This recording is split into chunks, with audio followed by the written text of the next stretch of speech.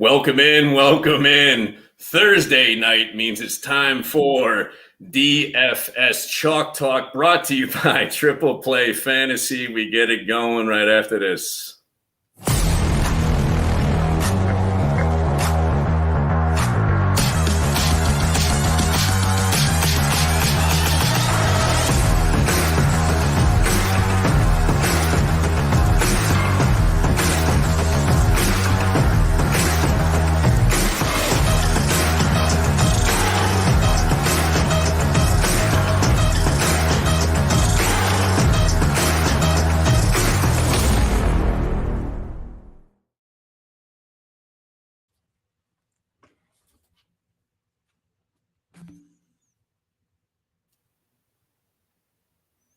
All right, here we go. We are live, week 16, DFS Chalk Talk, brought to you by Triple Play Fantasy. I don't know what the hell that was. We are on take two. And the good thing about a take two, though, in this situation is I learned that on a Thursday night, you can't do injuries because the whole fucking league is questionable right now. So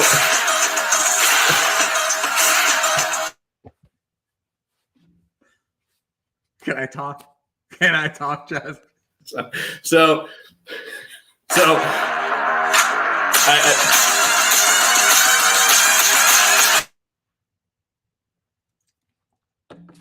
we don't know how to stop that.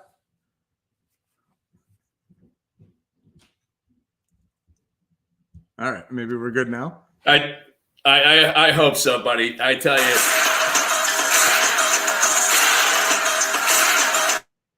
We need to shut off the intro.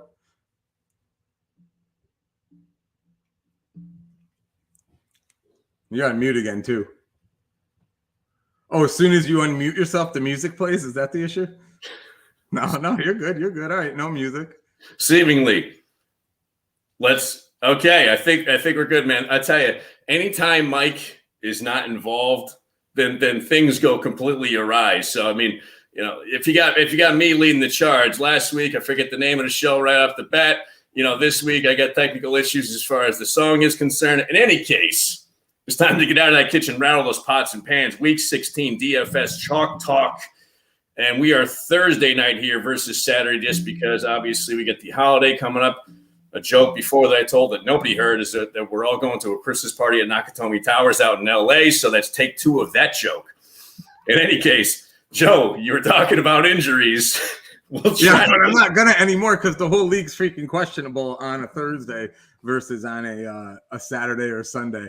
But thank you, Mikey. We appreciate that. No, we were just talking about last week how it was crazy. Raiders scoring 63.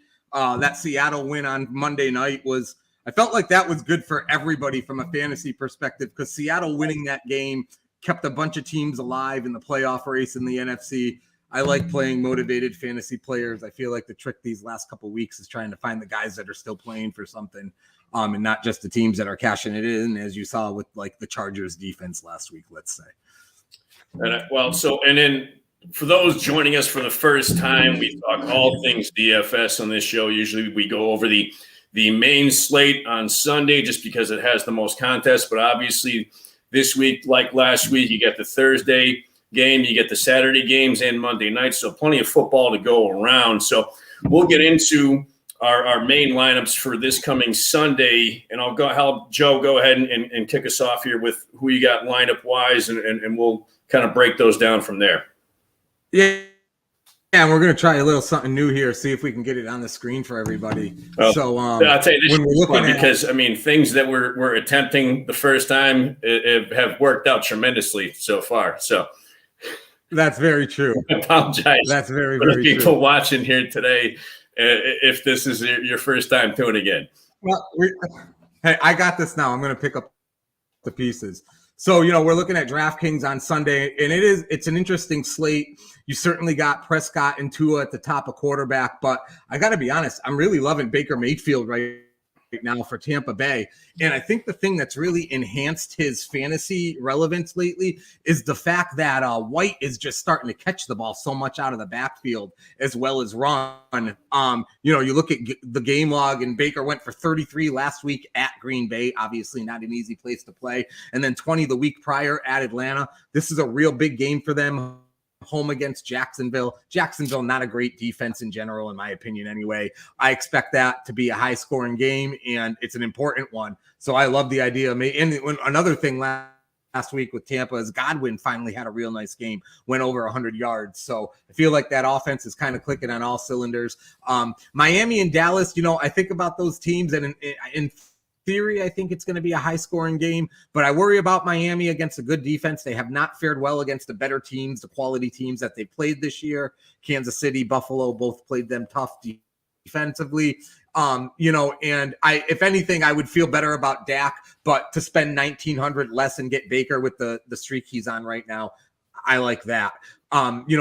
We're looking at running back here right now. We got James Conner at 5,900. Again, not breaking the bank there, but Conner went for 17 and looked very good against San Francisco last week. They're at Chicago now. I expect James Conner to be a good play. Would also like him for an anytime touchdown for those bettors out there.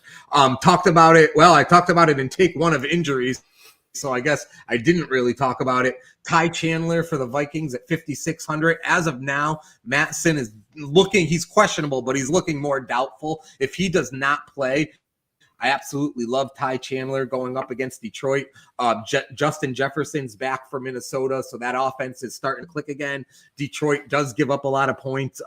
It's a big game for both teams. I like Chandler there at 56. We'll stick at running back real quick. Kenneth Walker is my flex at 62. Also questionable. He's been questionable. Assume he's going to play. Obviously, we'll watch out for that. He was great last week against Philadelphia, over 100 yards, a couple touchdowns. They're at Tennessee, and they are newly motivated and newly in this playoff race once again in the NFC after that Monday night win. So I'm really liking Kenneth Walker. The wide receivers are an interesting group to look at this week because you got Hill and Lamb, just like the quarterbacks. The wideouts of those games are at the top at 96 and 9,200.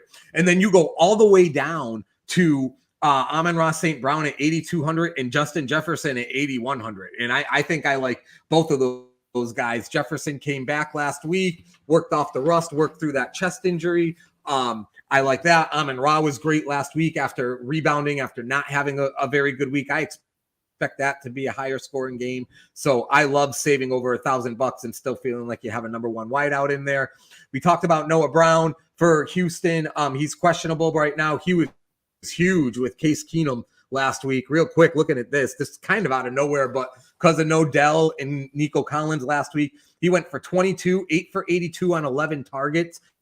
We know Dell's not coming back. Nico's questionable, so I like Brown to have another prolific role in that offense for only 5,200. And the hero from Monday night, Smith and Jigba for Seattle for 4,500. We talked about this last week, I think on both shows, where it's really like, Metcalf's number one in Seattle, but Lockett and Smith and Jigba are now kind of like 2 and 2A. So I'm really liking what I'm seeing out of him. I do have to tap into that Miami-Dallas game, and I don't feel like I can do it with the Miami running backs because Dallas are a good defense. Both those running backs are questionable.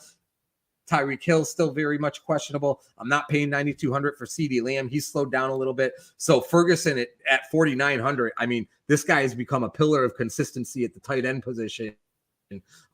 When I think about tight ends, I say, get me double digits and I'll be happy. He's done that 3 straight games. So in a game where I do expect some points and some pressure to be on that Dallas offense, I like Ferguson, and I'm going to end with that Brown defense at Houston. Looking like CJ Stroud won't play. If Stroud does play, I would probably take another look at defense, although I think Cleveland's tough no matter what, and I definitely like them against Case Keenum.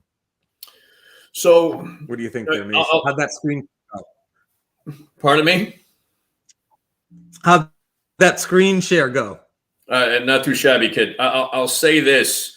So as far as Mayfield, I agree with you on Mayfield. What I would like to see maybe is you coming back a little bit with almost like a stack with either Rashad White or Evans or Godwin, just because the Jacksonville defense is not that great against the pass. And I think Mayfield's going to be a good play, outside. So having said that, you got Brown there at wide receiver.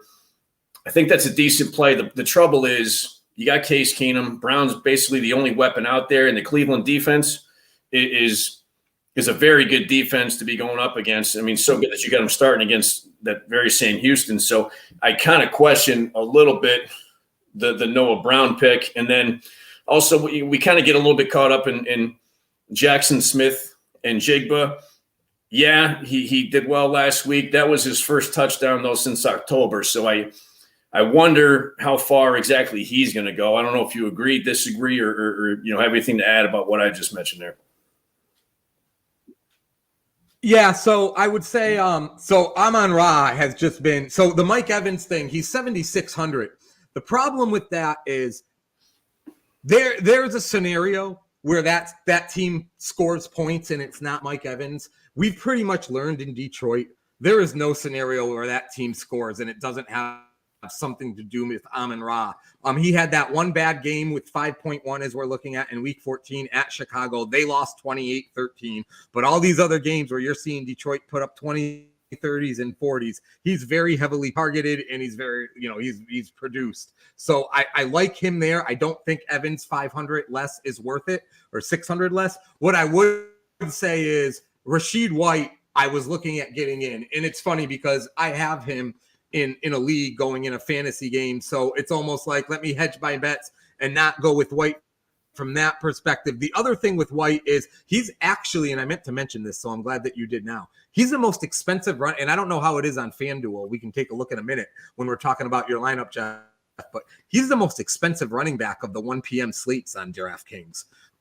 So that made me a little weary. When you look at some of the other options, it's like, do I want to spend 74 for White? I probably still would, but I think Kenneth Walker for 1,200 less, as long as he's healthy, is a better play there. But I do believe that Tampa is going to score a lot of points. So if you did stack it, it makes a ton of sense. I guess in the end, I would still rather have Amon-Ra as my number one receiver than Mike Evans, and I can't get Evans in as a number two here.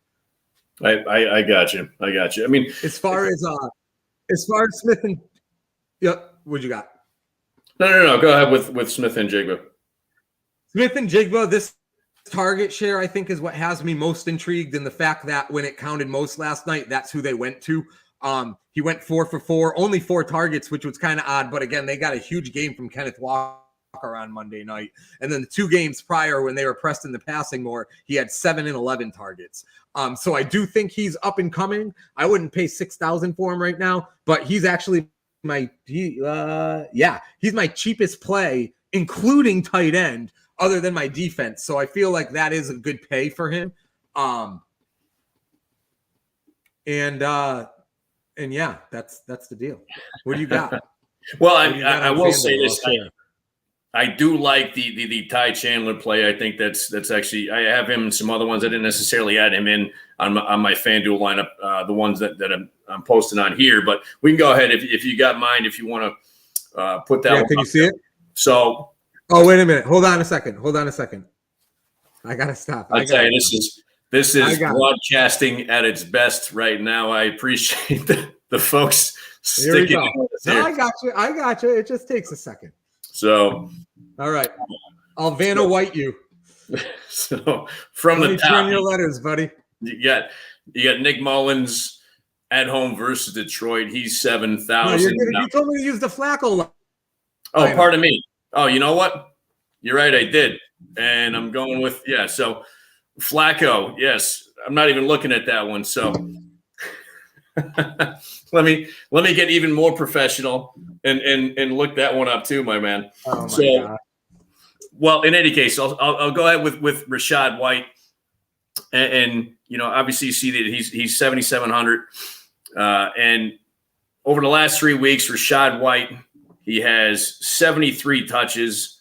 This guy is far and away the best option going, I think, regardless of anybody. So that's why I got him there.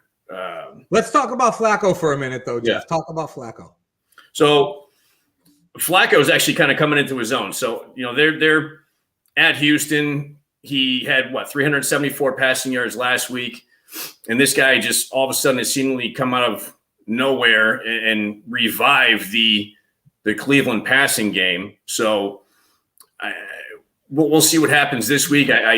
With Case Keenum as the opponent quarterback, I can see the Cleveland offense being on the field a decent amount. So, and I apologize, dude. I have my other one up and ready to roll, and now I'm not even looking at it. So,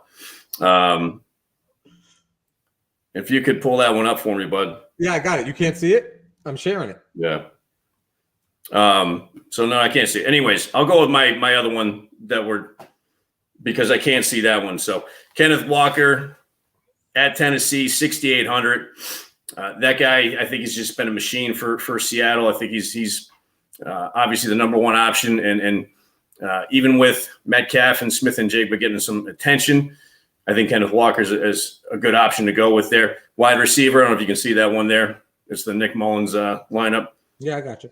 Obviously, Evans, 8,700. He's expensive, but like we discussed earlier, he's going to be a big target, and Baker, I would imagine, will give him some decent amount of targets there. Smith and Jigba obviously just had to go with a cheaper play, 5,900. Same thing with kind of Brandon Cooks. I don't have a whole lot of faith in Brandon Cooks, 6,100 at Miami, but Miami's pass defense, not the greatest. And I think Dallas is going to have to keep up a little bit. I think Miami's going to score some points. So on the flip side of that, you got Jake Ferguson there, 6,000, tight end, same thing.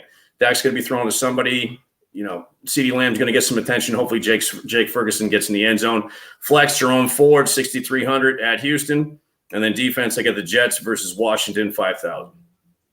Yeah, I was loving Jerome Ford for a good portion of this year. He needs to kind of bounce back and have a big game here because, he sucked home against Chicago. He wasn't very good home against Jacksonville either. He needs to get back in the end zone this week because he was looking really good. He was filling in very, very well for Nick Chubb for quite a while. I crack up that you questioned my Smith and Jigba pick, and now you're giving me a lineup where we're talking about Smith and Jigba. Well, I mean, I'd say I'm questioning it for both of us. So that and I have obviously stacking it a little bit with Cooks and Ferguson. I'm questioning myself on that one. But again, I have to think that Miami's going to put some points, and then Dallas has to keep up somewhere. Defense-wise, Jets, I mean, they're the most expensive defense. Jets are – the only thing they have going for them is defense, and Washington does have a solid pass game, so I guess we'll kind of see what happens there. Any more criticisms or any comments as far as that lineup is concerned? I know I got a few in there, so. I would say this. If you're not confident in both Cooks and Smith and Jigba, why don't you take your defense down and with that money get more confident with your wide receivers?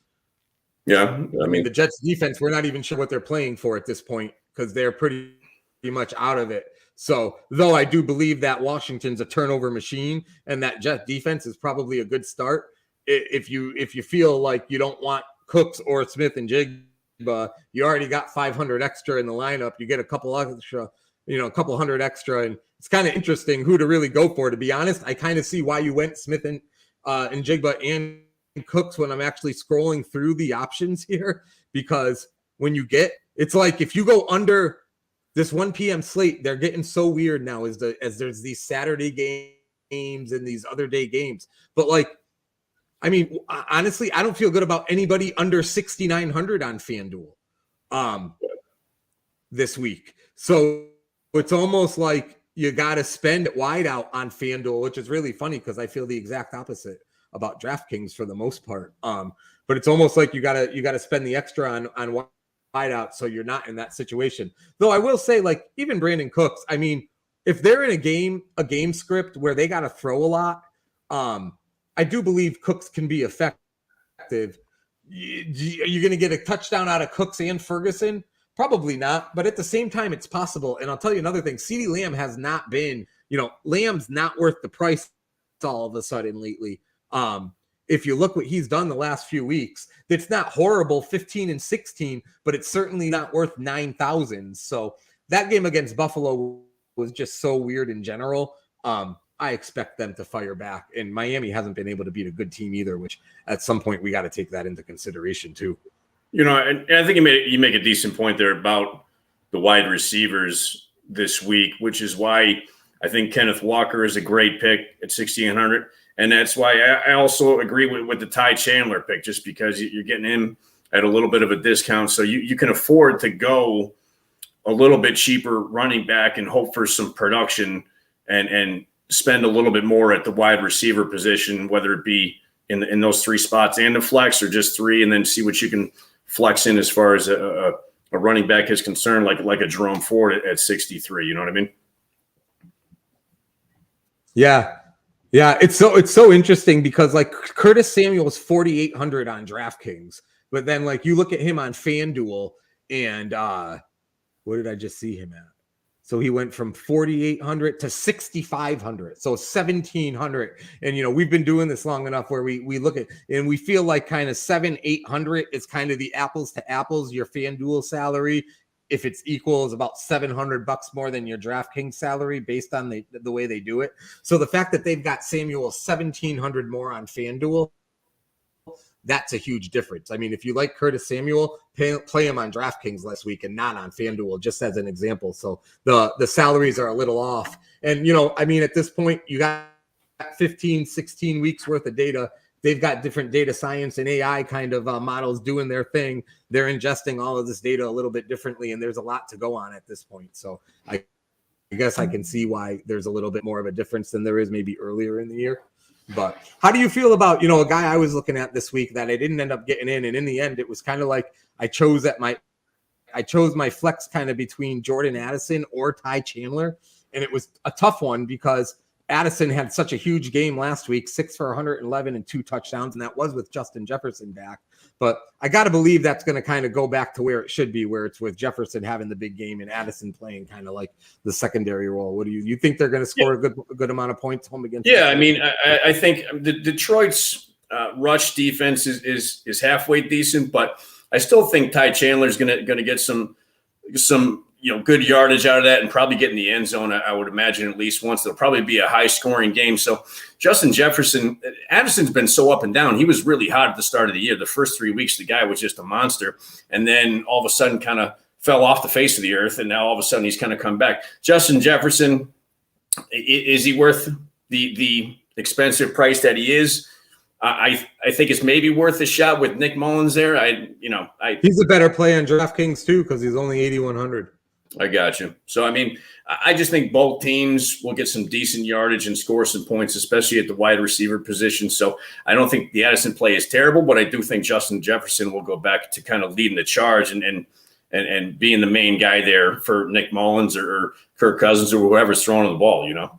It's really interesting because you got Jefferson's 1,100 more on FanDuel. Then you got Mike Evans, 87 to 70, 1,100 more on FanDuel. But then Amon-Ra's only 400 more on FanDuel. Yeah.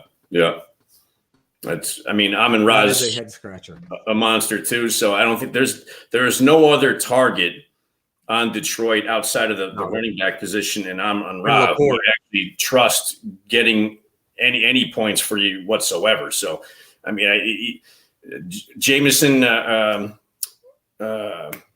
I don't Williams. know, I'm blanking on his name. Yeah, he had like a flash in a pan for maybe one game, and there's just been non-existent since. So Amon-Ra is really the only guy outside of Montgomery and Gibbs who have done anything on Detroit. So it should be an interesting week, but looking forward to it. I really think I'm really curious. The Nico Collins injury is interesting to me, and I'm not saying I don't love Case Keenum by any means. Against Cleveland, but I really do. Noah Brown for 5,200, and I'm trying to see what he costs on FanDuel here, 6,900. So he's a much better play on DraftKings too, actually. Yeah. I believe Cleveland's defense has been very good, but they've given up points. The Cleveland defense has had a couple of higher scoring games recently. They gave up 27 to Jacksonville. I mean, they gave up 17 to Chicago, 36 to the Rams, and 29 to Denver. So they can certainly be scored on. They sack and they score some points with, by playing aggressive as they do. So I kind of really like that Noah Brown play, especially if Nico Collins doesn't play. I guess the only question is, can Case Keenum really do it again? If CJ Stroud's back, then I'm all over it. And I actually think Flacco's a better play if Stroud's back too, because there's going to be more pressure on Cleveland to score if Stroud's the quarterback, I would imagine.